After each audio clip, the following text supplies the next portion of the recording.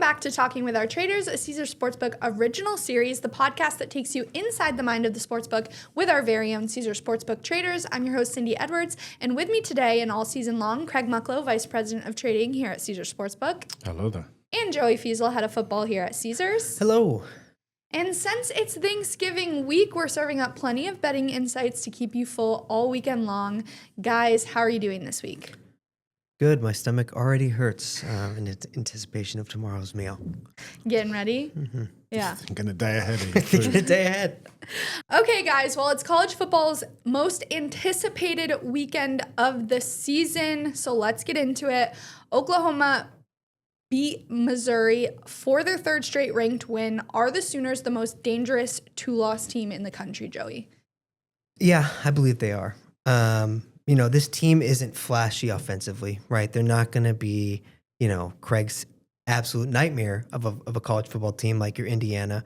But they're winning on the defense side of the ball, right? Beat Tennessee on the road, stunned Alabama, although not according to Craig. And then this past week with Missouri absolutely just shutting them down. Again, it's not a flashy game, 17-6. It's proving that defense can still win championships. And while they're not going to be in the SEC title game, they should be able to punch their ticket into the college football playoff.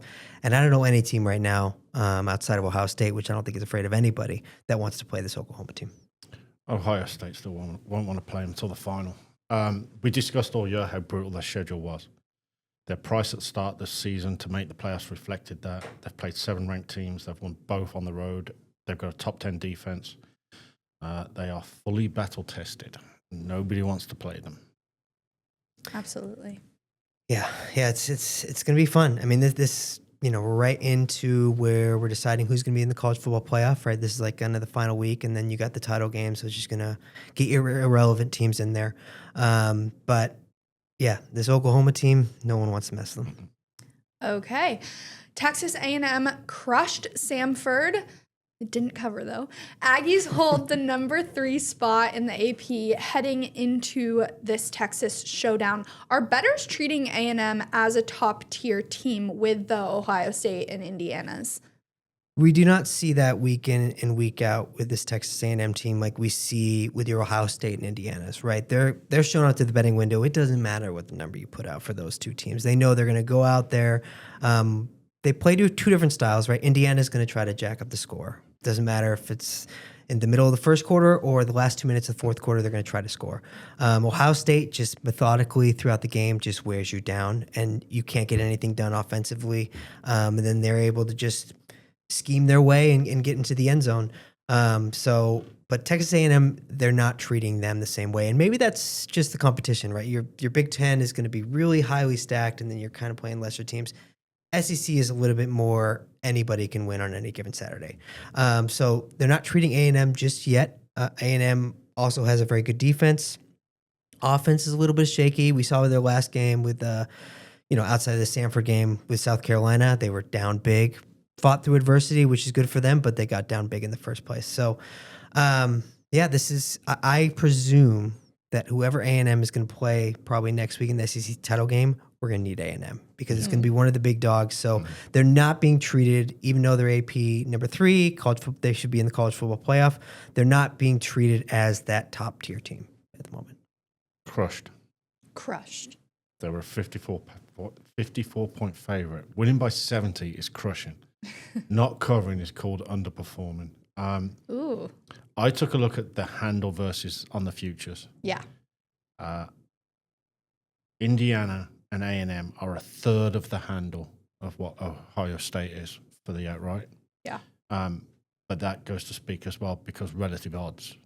Ohio State, 2-3 to 1 start the year. They were short. Indiana, A&M were much bigger prices. But the funny thing is, the payouts were pretty relevant. They're all going to be the same type of payout base. So the odds usually relate to the handle. You'll get some small. If they're 25 to 1, 30 to 1, you don't need a big bet. You need a bigger bet at Ohio State at plus 240, plus 250, whatever they were, to get that big payday. So it's all relative to the odds. All right. Moving on, with the ACC race being wide open with multiple scenarios in play, who do you see taking the ACC college football playoff bid? Still think Georgia Tech, Joey. Yeah, I can't wait to hear that. Maybe I shouldn't give anybody's. No, we're in this weird tiebreaker mess. But there's two teams that have a clear path, and that's just win the game, right? That's reflective of the odds. SMU at -105 and Virginia at +165, I believe. They just got to win their game, and they're going to be 13 and 10-point favorites. I mean, we saw last week with Georgia Tech. That doesn't mean you're necessarily going to win the ball game, and we've seen that a lot with college football. But those two have the clear chances. Maybe there'll be a little tomfoolery because we certainly want to see Miami in there because Miami does have the resume. They are currently ranked 13th in the nation, but might miss this ACC title game because it's out of their control. So right now, who's clearly set up? SMU, Virginia. If it's between those two teams, I think SMU gets in, and I think they lose by 3 touchdowns again in the college football playoff. Craig, do you agree? I didn't listen to him. His opinion on ACC is irrelevant. 6 teams are still alive. Virginia and SMU are in the driver's seat. Their prices reflect that. They win, they're in. So Virginia are -390 this weekend for a win over VTech. SMU are -600 to get a win over Cal. That's the easy part. Pitt gets in with a win over Miami and a loss by either of the two, SMU and Virginia. Joey's pick 2 weeks ago, Georgia Tech, at +160 at the time, now 100 to 1. Need a loss by both Virginia, SMU, and a win, which that pays 20 to 1, that money line. Miami and Duke have chances, but need a lot of help. Simplest for Miami is a win. SMU win, Duke and Virginia lose, 12 to 1.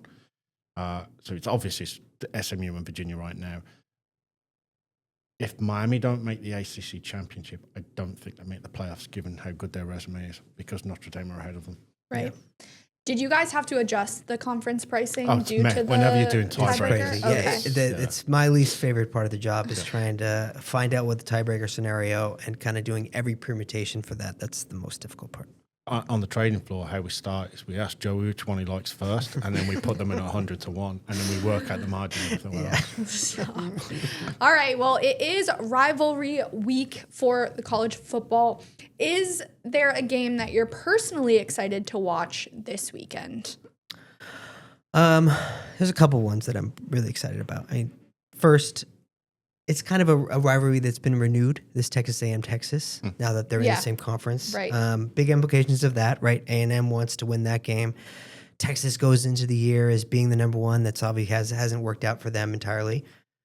The Iron Bowl, right? Auburn, Alabama. There's been massive swings in that game, and I'm sure, Craig wants to see a certain Alabama team, not named Alabama, win that game, so that he can be dignified in saying that Alabama was not good and they missed the playoff. Exactly. But it's one rivalry one for you. Yeah. It's Nevada UNLV. Yeah. Nevada's on a 2-game winning streak. We only have 3 wins on the year, but things are looking up for Nevada, and we're coming to get the Fremont Cannon painted blue. Hasn't been blue in quite some time, making me sick to my stomach. So this is the week. This is the year that we finally punch through. Craig, is there a game you're personally most excited for? I didn't go to school in America, as you can tell. Yeah. So really, my rivalry that I'm looking forward to this weekend is Northwestern and Illinois. Oh, that is an interesting one to choose. But no, interesting pick. No rivalry is underrated.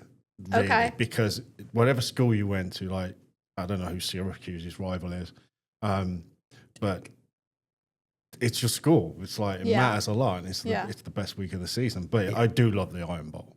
Okay. Yeah. So Craig's saying there's no underrated rivalry in rivalries. It shouldn't be because it's your own school. Joey, do you agree? I think one that kind of just always doesn't get a lot of love, and it's not always that the teams are good enough, but it's the Egg Bowl. Ole Miss, Mississippi State. Yeah. Sometimes it's on Thanksgiving, which is exciting because it kind of gets, again, overshadowed because who's watching college football on Thanksgiving? You're watching the NFL. So, and this one's kind of an interesting year because Lane Kiffin has a meeting, may or may not, after the game, and it's up in the air. Could he leave the program? Could he pull a Brian Kelly? I don't know. So that one, to me, is a little bit underrated in terms that it's kind of overshadowed. And yeah, this year, Two teams that, Ole Miss is good. Mississippi State, not so much. They're kind of still in rebuild mode. But it is one that has a lot of moments, not as much as the Iron Bowl, but it's still kind of a little bit underrated in my eyes. All right. Well, let's get into these rivalries with our game previews, starting with defending champion and top-ranked undefeated Ohio State versus number 15 Michigan in the game. Michigan has won 4 in a row over Ohio State, including last year's stunning upset. Can Ryan Day get this done? He kind of needs to at this point. He needs to. He doesn't need to. Well, he doesn't. Actually, he doesn't need to. He doesn't need to. But as a pride. But this is the most storied rivalry in college sports. Right. Dates back to 1897. Back when Craig Mucklow was a toddler. Michigan leads the all-time series 62, 51-6, but Ohio State absolutely dominated in 2000 before Michigan just really flipped the script recently. Last year, it felt like it was way more like Ohio State was far better. Michigan was really having troubles. This year feels the same. Ohio State is just it's quietly dominated everybody, and there was not a lot of positives going into this year for Ohio State for how much they lost, but you get rid of 1 5-star, you got 2 on the sidelines. And that's proved that this is a really stout defense. Should be a defensive game. 10 points is a lot of points. So I got to say Michigan just hangs in there. This is their Super Bowl. I like them to cover. Yeah. I don't know if they get it done, but I'll certainly be rooting for them to get it done because we're going to need Michigan badly. This is the marquee rivalry game. Yeah. As you said, Michigan have won 4 straight. Last year, they won it as an unranked team in a barnstorming 13-10 final, if I remember rightly. Grossest game. Because I remember the cheer on the floor when he kicked the field goal at the end. Everyone was calling for Ryan Day's head after the loss. I mean, dude, you can't beat Michigan, but you're going to win the national championship. Take the week off. Yeah. Get an assistant. Put the assistant in. Give him some reps. Be with your family. Prior to that, Ohio State had won 8 straight. And since 2010, only 2 of those games have gone under this total. Give me the 10 points, Michigan. Yeah. All right. I think we're all in agreement there. Moving on, Georgia versus Georgia Tech. Georgia's favored by nearly 2 touchdowns. Exactly 2 touchdowns against Georgia Tech after winning last season's meeting in an overtime thriller. I think it was, 8 overtimes? 8 overtimes, 44-42. Insane. Georgia went from a top team in the ASCC to dropping 2 of its last 3 games. They need this win. Joey, break it down for us. First of all, Georgia Tech, you're welcome. According to Craig, that was my fault. No, clean, old-fashioned hate began in 1893. Georgia leads this all-time 72-41-5. Dominated since the year 2000. Back when Craig had hair. Georgia has won 7 straight. Again, last year was the most competitive one we had seen in a while. Previous to that, it was 31-23, 37-14. Georgia should be able to get this done. Again, Georgia Tech has to be a little bit demoralized after last week and just kind of blowing the ACC and really getting them out of the playoff conversation. Yeah. I guess they still have a 100 to 1 chance. You're saying there's a chance? Saying there's a chance. A chip in a chair. No, I think Georgia is going to be able to get this one done in here. Again, Georgia really picked it up since the second half of the season. They're trying to get back in that dominant fashion and really want, they're probably out of the SEC title game. Things it's out of their control to get in. But that might be a good thing for them because if they're going to make the playoff, they're going to have a nice, just extra time to prepare. That's always what Kirby Smart needs. But in this rivalry game, I think Georgia is just going to be too much for Georgia Tech to handle. Yeah, I can't see Georgia Tech doing anything now because realistically, the winner of Pitt Miami jumps them. Yeah. So I think it's just Georgia's game. Maybe Georgia Tech play with some pride, but it's tough to come back when the head of college football at Caesar Sportsbook picks you, and then your season's over in nanoseconds. Do I need to separate you guys? No, you guys are really getting into it today. All right. Moving on to Texas, we have Texas A&M versus Texas. The 11-0 Aggies still need a win here to really secure a berth in the SEC championship game. Line is currently Texas A&M -2.5. Totals 51.5. I believe Texas won this one last year, correct? They did win 17-7. Could we expect a similar outcome, or can A&M get it done? I certainly think Texas is going to give everything they got in this one. Yeah. The Lone Star Showdown resumed last year after a 13-year hiatus. Now that they're in the same conference, it's going to mean a little bit more. Again, Texas has won 2 straight. The one back in 2011, 27-25. And then last year, 17-7. A&M's undefeated, but again, I don't know if that they're entirely respected in this as being kind of that top echelon team, being that top SEC team. Like I said, next week, if they are in the SEC title game, we're going to need A&M to show up. So I don't think Texas goes down just losing this one. I expect it's going to be a Super Bowl, a playoff type atmosphere in Austin. It's going to mean a lot for both of these fan bases, and I expect a very good one. I think Texas A&M does get it done slightly. Maybe that's the mush that we need. But I think Texas A&M does get it done. The Longhorns absolutely own this series. 77-37 overall, 13 of the last 18 and 46 of the last 59 when played in Austin. But obviously this is a different A&M team. A&M are statistically better on both sides of the ball than Texas. However, what more motivation do you need than ruining the SEC championship hopes of your most hated rival? So it makes it fun. This is, I think Texas win this game. All right. But I'm going to parlay it. Okay. Because if you think Texas can win this game, then you should absolutely parlay Alabama money line in advance, because this game's Friday, if I remember rightly. Alabama plays Saturday, and Alabama will have to win because the door opens for Alabama to get into the SEC championship game. Now, if Alabama lose, it's still A&M. Yeah. All right. That line will move if Texas wins on Friday. Likely. Yeah. There you go. All the insider insight there. Moving on to a game Craig doesn't even want to preview, Miami versus Pitt. The Hurricanes finally passed a road test outside of the state of Florida last week with a very solid win over Virginia Tech.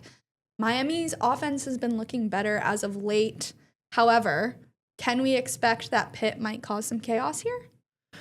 They can. We saw again last week of them being more competitive. This is kind of a weird, it's not really a rivalry game. I mean, Miami has so many rivals being in the state of Florida. Right. But, the series began in 1950. Miami currently leads this one 29-12, winning 25 out of the last 31 meetings. Showing it's not been a great run for Pitt. But Pitt won the last in 2022.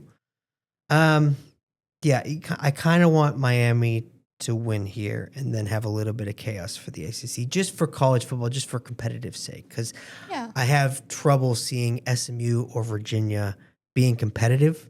And if they're not competitive, then we might see the whole, should we guarantee an ACC a spot? We're going to go through that whole thing, and we're going to get, we might as well just make the national championship the Big Ten versus the SEC and be done with it. So I kind of do want Miami to win here and get into the ACC title game, get them a chance to get into the playoff, because I think they'll be the most competitive and they'll drive the most action, maybe selfishly for us, as opposed to an uncompetitive game with SMU or Virginia. We want marquee matchups in the playoff. Right. Every sports book in the world does. This is the only team from Miami that has a sniff at a playoff game. The game is early. It's 9 a.m. and SMU Virginia play much later in the day. It's relevant because Pittsburgh can keep their hopes alive for a few hours. Miami win gives the committee a little bit food for thought, but I'm still not convinced they get in, even if they don't win the ACC title. I find this tough because Miami beat Notre Dame, and Miami are clearly better than SMU and Virginia. But let's not say their offense got into gear because they needed a ridiculous 4th and 2 and a touchdown last week that not necessary, and to cover the spread or push on the spread. So a good game. This will probably be the one I watch in the morning. Any weather factors here with Miami traveling? No. All right, let's get into our weekly college football picks. Favorite college football game to go over? Ole Miss, Mississippi State over 62. Alabama Auburn over 46.5. All right. Favorite college football game to go under? Iowa, Nebraska under 39.5. Just gross game. Craig Mucklow game. Book it. Northwestern Illinois under 47.5. There's another one. All right. Favorite college football team to cover the spread? We are in Heisman stat padding territory. Give me Indiana minus 29 against Purdue. Ooh. All right. I thought you were going to go Notre Dame. No, because I don't For want the to see same that reason. happen. Yeah, it is going to be the same reason. But Yeah. Which is why I have Stanford plus 33. Woo. Not big. East West. Yeah. Late at night. No. Mm-hmm. We had UCLA versus Penn State 26.5. Penn State won straight up. We had Boston College, Stanford, was it? Stanford knocked them out like 34-0. Matt 2-touchdown dog. I love Stanford this weekend. I don't hate that. I Yeah. don't hate that at all. All right. Upset of the week. Your Nevada Wolfpack will retain the Fremont Cannon against UNLV. Joey Feasel? Oh, no. I got 2. Okay. Northwestern over Illinois, for reasons that will become very obvious in a minute.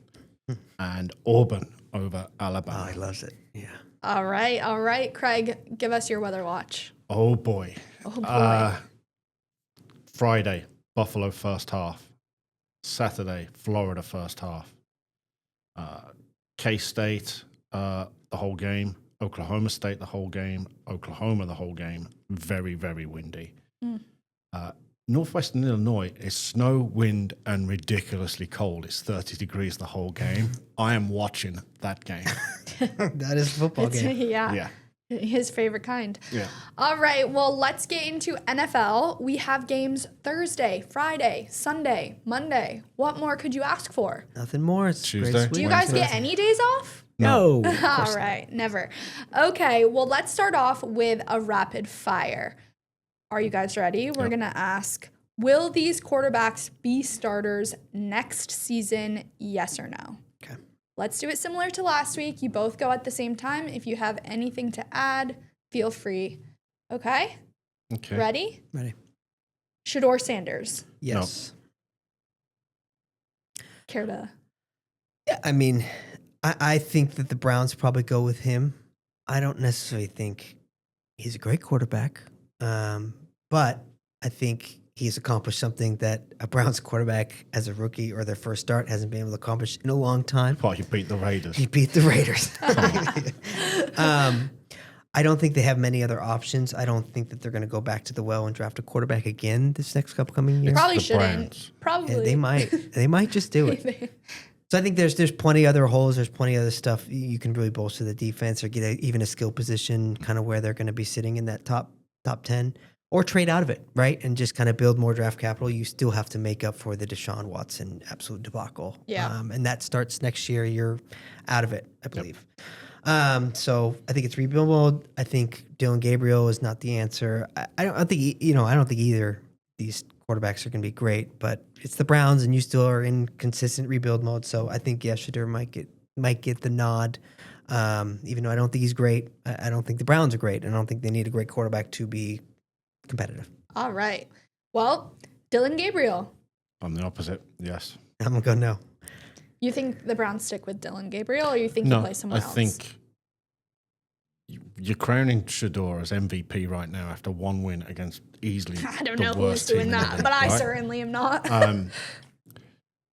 You get another off season. Let's just see how Shador does on Sunday against the 49ers. All right, we'll circle a much back. better team.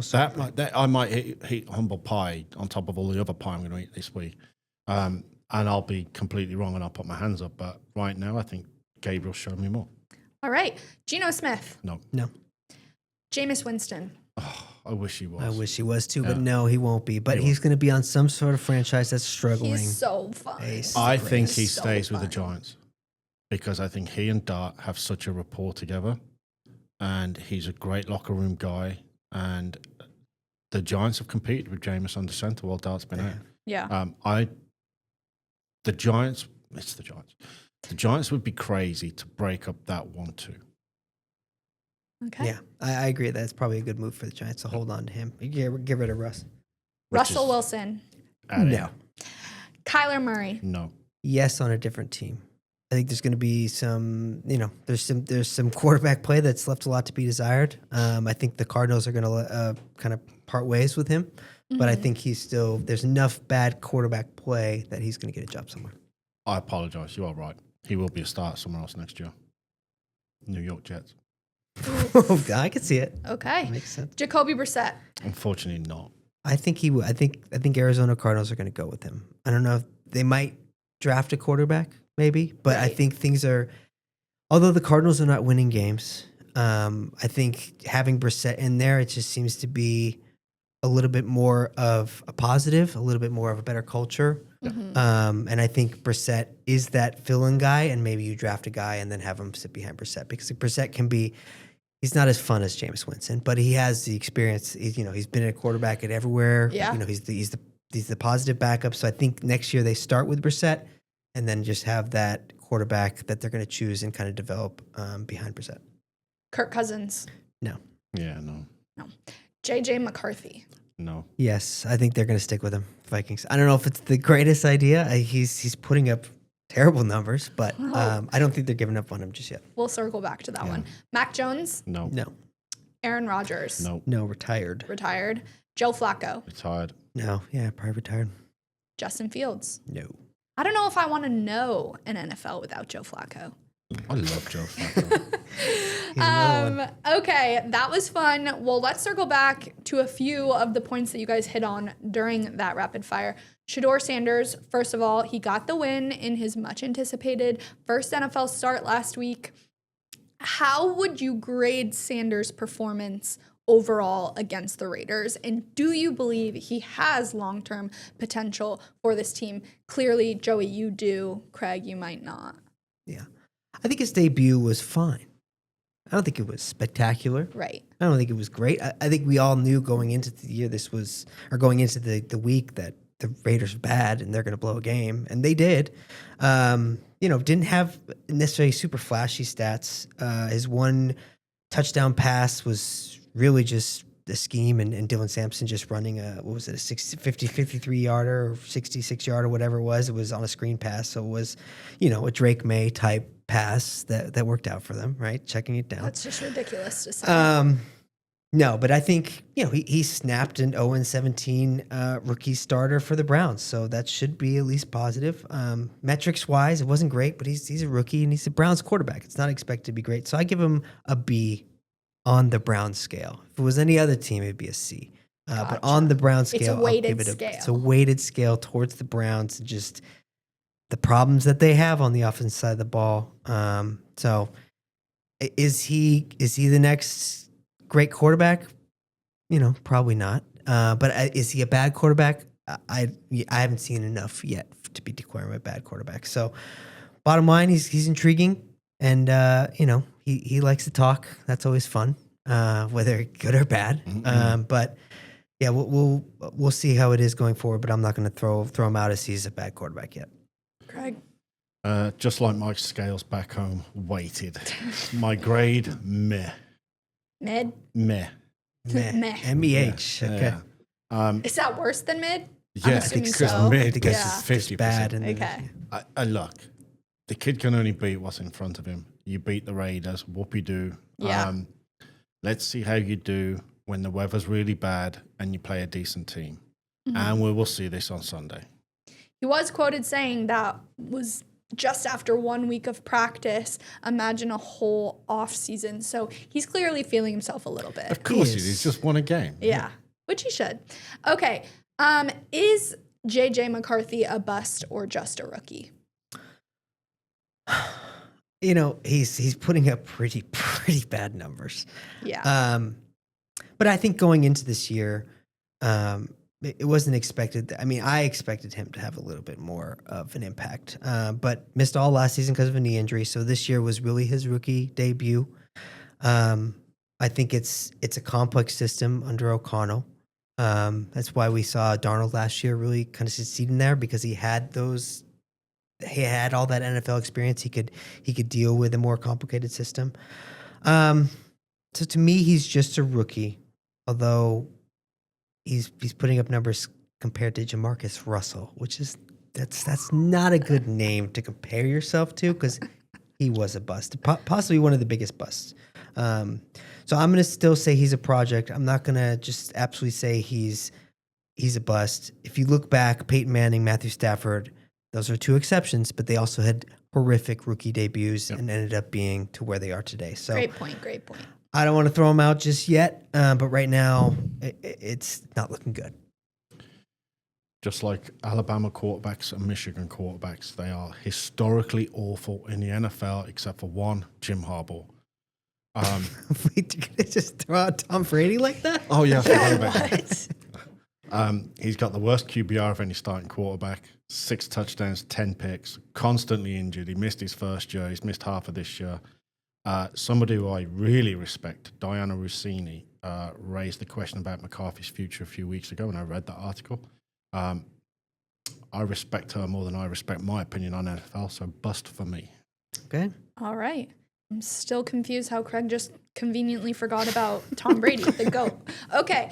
The Texans have won 3 in a row with Davis Mills. Should they ride this hot hand even when CJ Stroud comes back from his injury?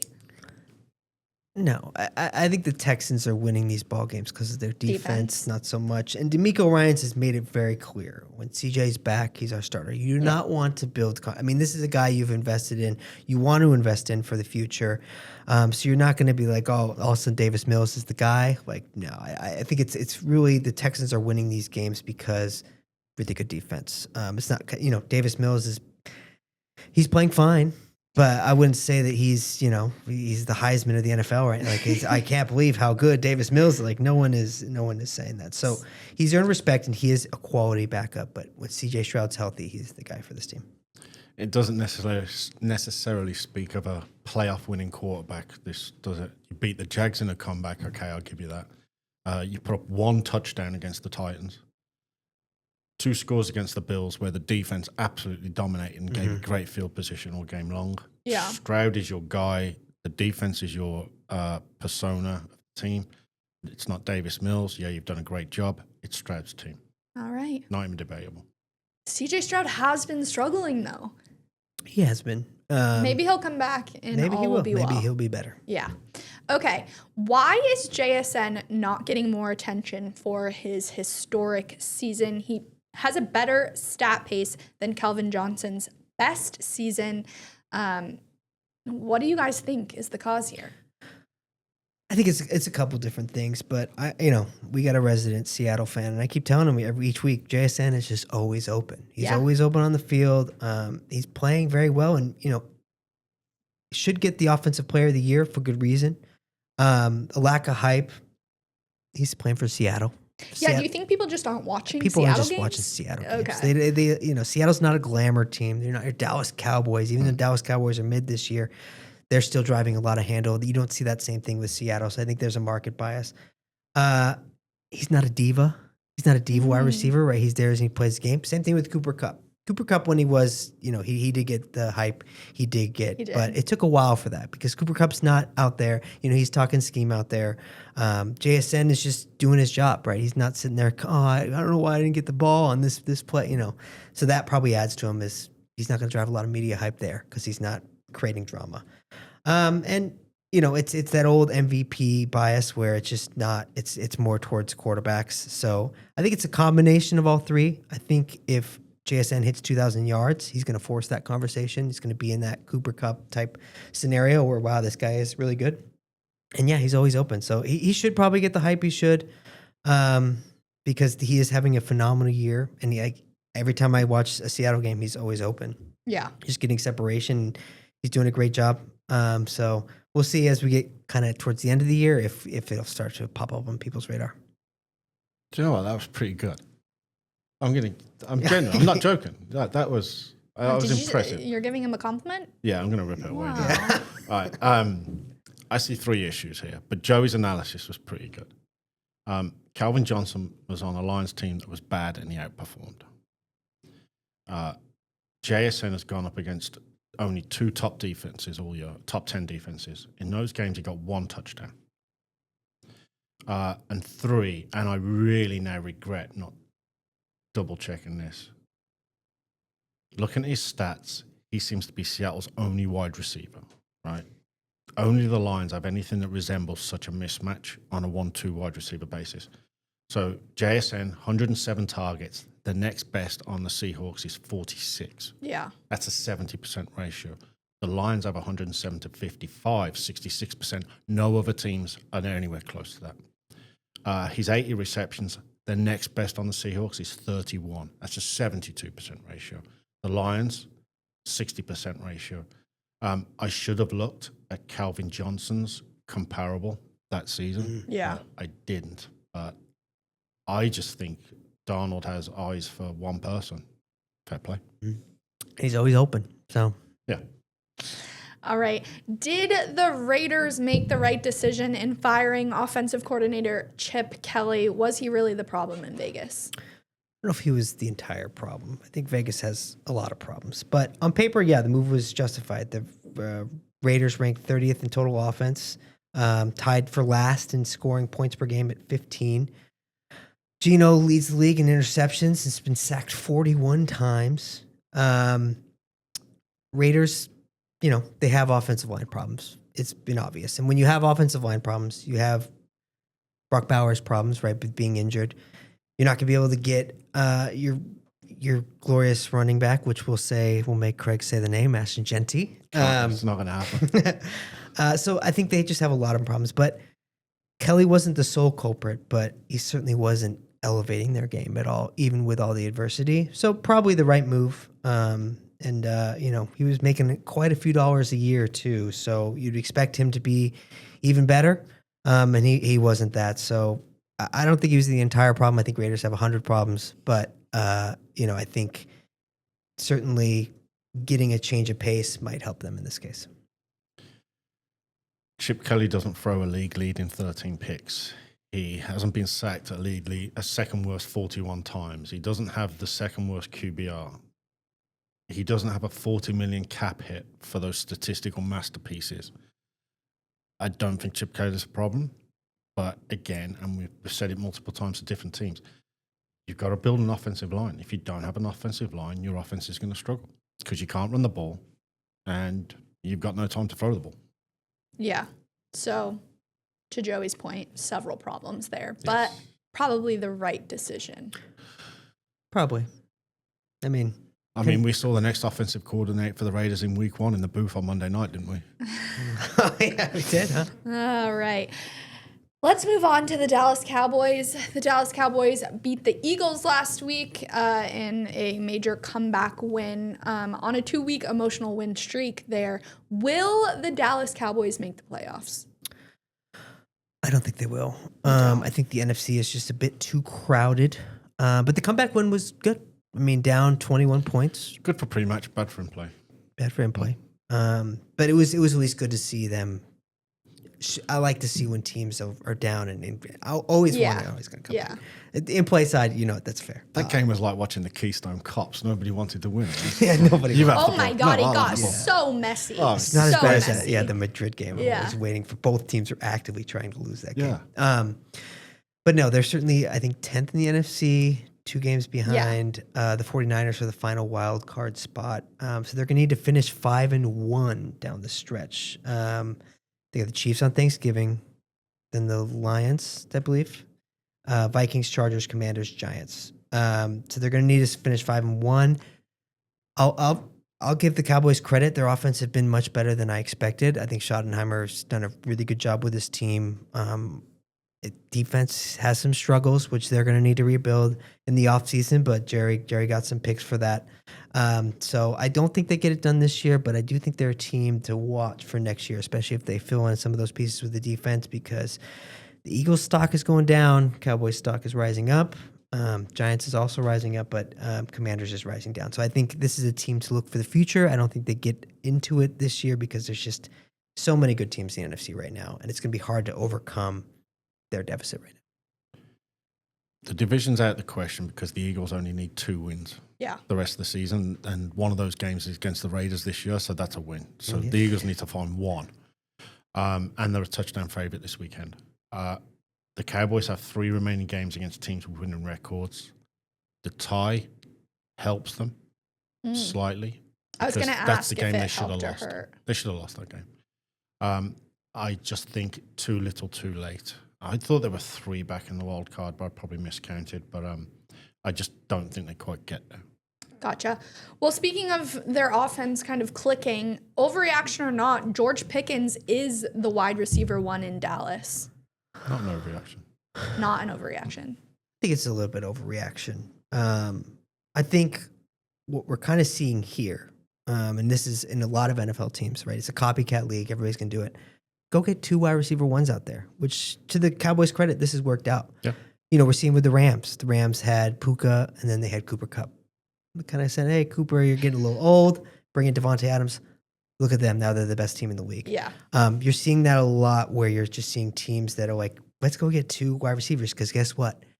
Your lockdown corner can't cover both. And that's what we're seeing George Pickens, I think, leading here. I think CD's taken a little bit of a step back, right? He had a little bit of injury, and he's going to have to recover from that. He's been dropping the ball, which I know he hates to be. But, if you're telling me you want to build a franchise, do you want CeeDee Lamb or George Pickens? Give me CeeDee Lamb all day. Because, when the Pickens get tough, George Pickens is going to be a little bit of drama queen more than I think CeeDee Lamb is going to be. And you don't see CeeDee Lamb right now just throwing an absolute fit. He's putting it on his shoulders like, look, I'm dropping the ball. It's driving me crazy. I'm trying to work through this. George Pickens, he's not getting the ball. He's going to be a little whiny. So, if it comes down to it, I'm taking CeeDee Lamb 9 times out of 10 to lead my franchise as wide receiver 1. So you're calling Pickens a diva. He is a diva, yeah. But he hasn't been a diva this year, so, credit to him. Yeah, I think at this point he's become the most reliable receiver. He has been. Craig? I bow down to Joey's analysis this week. He Yeah, put that the was homework good. in. That was good. And now it makes me think, you think of the greatest offenses of all time. There was always a number 1 and a number 1A. The Dolphins in 84 had Duper and Clayton. The 49ers in the 80s, they had John Taylor and Jerry Rice. Isaac Bills, Bruce. Yeah, the Bills had Andre Reed and Steve Tasker. Look at the Bengals. Yeah. T. Higgins, Chase. There you go. Maybe the Seahawks could take a lesson from this. Excellent. I have not an overreaction because I just look at the statistical differences. Right.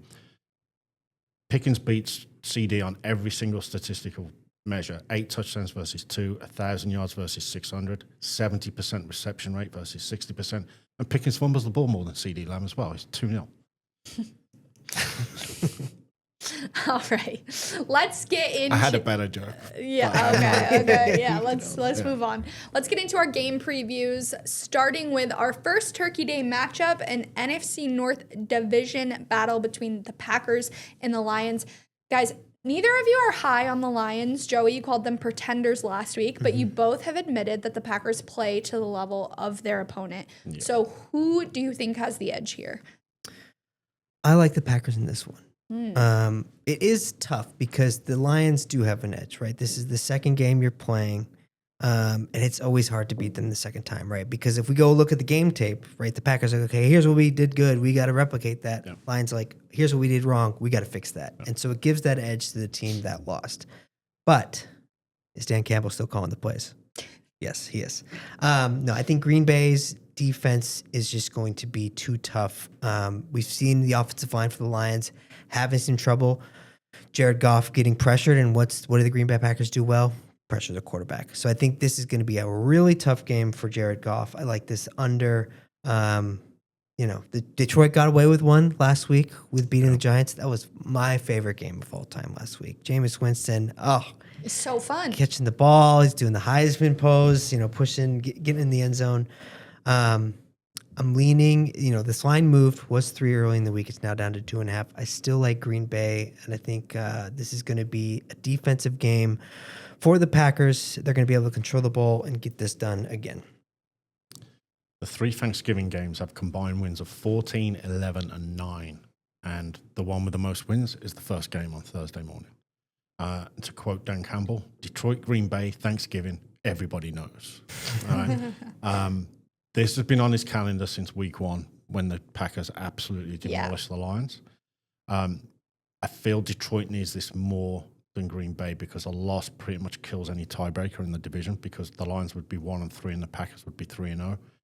Now, obviously, there's still 5 weeks to go.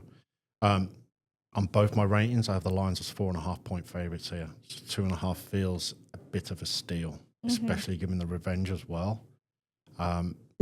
Both teams, ironically, have losing records on Thanksgiving. The Packers 9-12-1.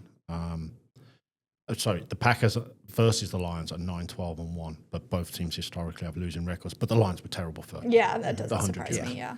But what a game to start Thanksgiving Yeah, week. great game. Absolutely. Joey, this arc of yours is fun to watch. I remember when you were very high on the Lions 2 seasons ago, Well, even last When season. the market catches up to them, then Yeah. I'm on the opposite side. All right, moving on to possibly the most anticipated game. We have Chiefs versus Cowboys. This is a battle of America's teams, or perhaps America's most hated teams. Both are fighting for their playoff lives off of comebacks, and also it will be a homecoming for Patrick Mahomes. Yes. He grew up a diehard Cowboys fan, less than 2 hours away from Dallas in Tyler, Texas, and this will be his first NFL start at a TNT Stadium. Chiefs are currently -3. Total is 52.5. Who do you guys like here, Chiefs or Cowboys? I kind of like the Cowboys to kind of hang in there. I think they have the momentum going in. We saw last week with the Chiefs. The Chiefs had an ultimate Chiefs game, right? They go down, they're hosting. They just fight their way to the end. They and looked they win awful by a until field the goal. end, Right. yeah. That was the classic Chiefs matchup. And we saw, just the Colts absolutely melt in the second half. Not able to answers, not able to get a first down. And Dallas on the other side, down 21 points, fought back. It wasn't necessarily a pretty win, but they got it done at the end of the day, and it stayed under as well, which I was enjoying. I think this one is going to be a kind of back and forth game. It's going to be the Dallas offense versus the Chiefs defense. Right. And one thing the Chiefs are very good at, they'll get in the red zone. They'll let you get in the red zone, but they're going to be very stingy of letting you get into the end zone. So I think this is going to be really heavy on if the Cowboys offense can take advantage of those opportunities when they are in the red zone and get a touchdown rather than a field goal. I still expect this to be a physical game. I still lean the under in this one. I think it's a little too high, even with the Cowboys. But I still think there's problems still on the offensive side of the ball of the Chiefs, and that's going to be visible here. So I like this to stay under. And I like the Cowboys to get it done here. I think they have enough momentum going into this game. Schottenheimer's playing good, and there's nothing that would make Jerry more mad than losing on Thanksgiving. So I think they're really going to try to win this for the pride of Dallas and to prove that they're going to be a contender moving forward.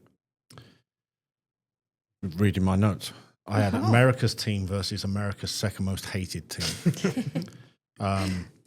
You get the feeling the loser of this, the season's over. So Yeah. given the importance of this, I lean to the under, but even more so because I made the total like 48 and a half. Both teams pulled off unlikely wins last week. It was Mahomes' biggest ever fourth quarter comeback. I think it was the Cowboys' biggest ever comeback as well. I'll Yeah, have to I think check. so. Oddly enough, this is Travis Kelce's first Thanksgiving game. I saw that. Yeah. But the Cowboys absolutely own the Chiefs in Texas. They are 5-1 against the Chiefs straight up all time. Wow. I like the under. I've got no real opinion on the side. Yeah, I like the under too. All right, next up we have Eagles-Bears in the NFL's third annual Black Friday game. Both teams are 8-3, which is more surprising for one over the other. Line is currently Eagles -7. So let me ask you guys, do people, including the odds makers, need to stop sleeping on the Bears? No, they have to we're prove not that they're sleeping on the good. Bears. I mean, they're just not great. I mean, brother's a big Bears fan. He'll be here tomorrow. I'll be sure to tell him that I think the Bears stink as well. No, I think this is a bad spot for the Bears. It's going to be windy, and that's not going to help Caleb. He's already inaccurate, inconsistent, and the Eagles are fresh off a 21-point lead that they had against Dallas that they blew. Mm-hmm.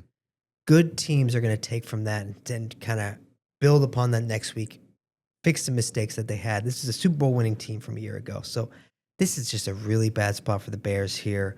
If they are competitive in this one, maybe we should give them credit where credit's due. But they've had just a lot of Chiefs coin flips go their way, right? They won by 1 point back-to-back weeks, and they're just playing bad teams, right? Yes, you can only play who's against you, but they're also not dominating that opponent either. So do you think the Bears are a little bit overrated here? I think the line is probably accurate just because it's not going to be probably a high-scoring game given the wind in this one. So I do like the Eagles to cover even the 7 here. I think they bounce back and get it done.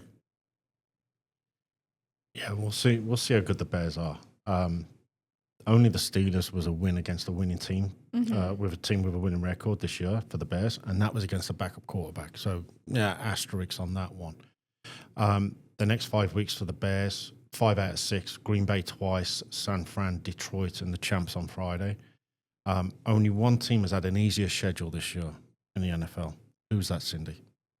The New England Patriots, and they look good with it. Exactly. So do the Bears. Okay.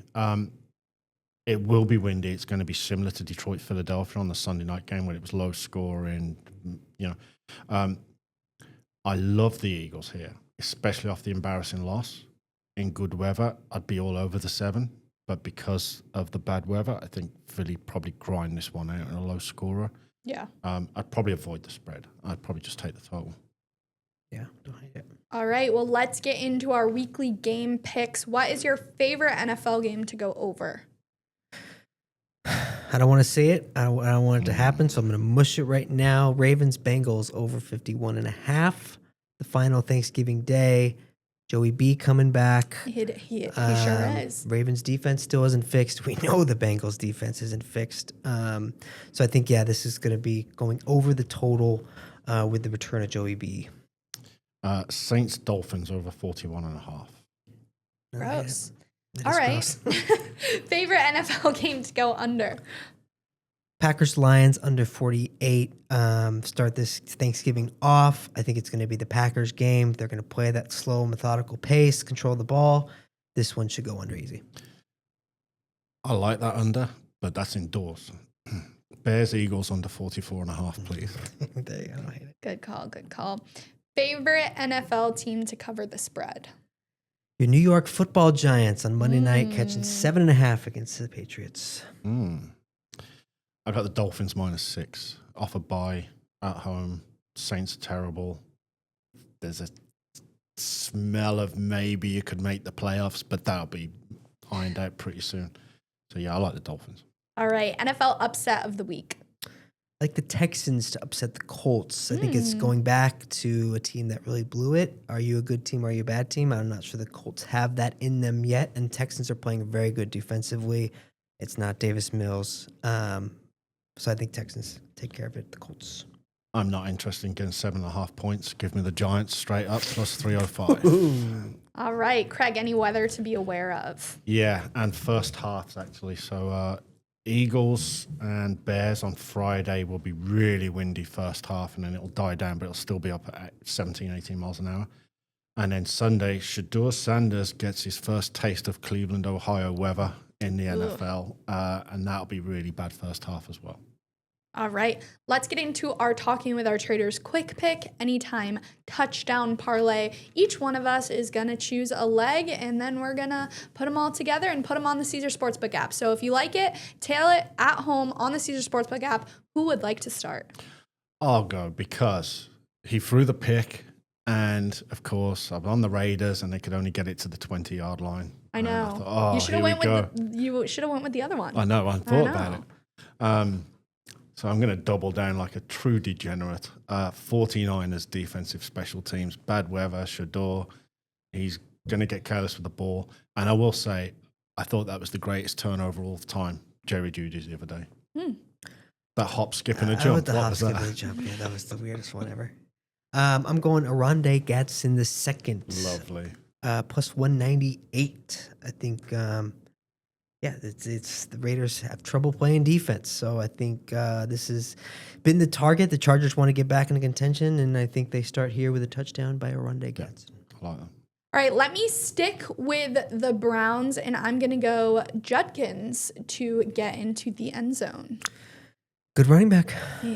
I don't think they're going to change their plans, so hopefully that one cashes. Okay, guys, let's get to our game picks. 1 college, 1 NFL. I went 2-0. I'm getting sick of going first. Craig, start us off.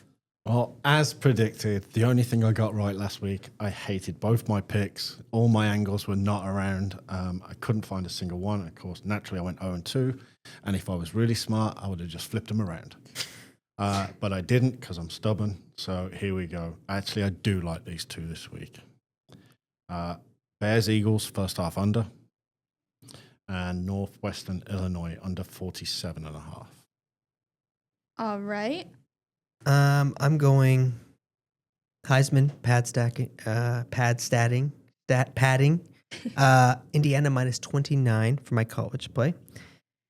And going against the New England Patriots, Jameis Winston or Jackson Dart, I don't care. Give me the Giants plus 7.5. It's the most free money ever. Can't wait for that to lose. All right, I'm going to go Miami Pitt under 50, and I am taking the Cowboys plus 3. Kansas City is 1-4 on the road. Give it to me.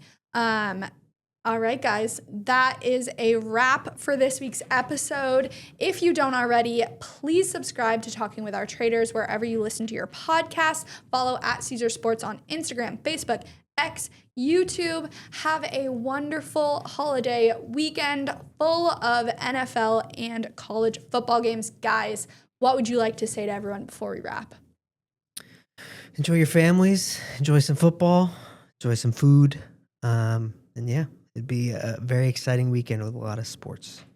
47 days until Wild Card weekend. Woo! Wow. Countdown begins. All right, go Pats. Bye.